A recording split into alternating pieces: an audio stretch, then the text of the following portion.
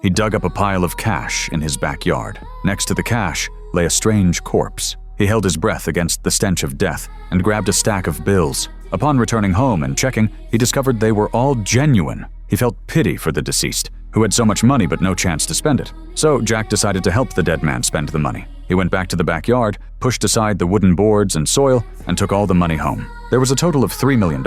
He casually stuffed a few bills into his pocket and hid the rest in the storage room. However, in the middle of the night, Jack was suddenly awakened by a strange noise downstairs. Nervously, he grabbed a bat and crept downstairs to investigate, but found nothing unusual. After confirming his cash was still there, Jack prepared to turn off the lights and go to bed. However, the dead man suddenly appeared outside the window, terrifying Jack. But his only fear was that the deceased had come to take back his money. Furiously, Jack took his bat and stormed into the backyard. He lifted the wooden board and found the corpse still lying there quietly. Feeling uneasy, Jack reached out and touched the corpse's heart. Only after confirming it couldn't possibly be alive did he feel relieved. The next morning, Jack woke up to find his hands and feet covered in dirt, with no memory of going back inside to sleep. He discovered footprints on the floor that didn't match his own. After comparing them to his shoes, he quickly opened the warehouse door, relieved to find the cash still there. That night, as he was about to enter his room to sleep, he seemed to see a figure at the door. Turning on the light, he realized it was just his clothes. Fearing retaliation and haunting,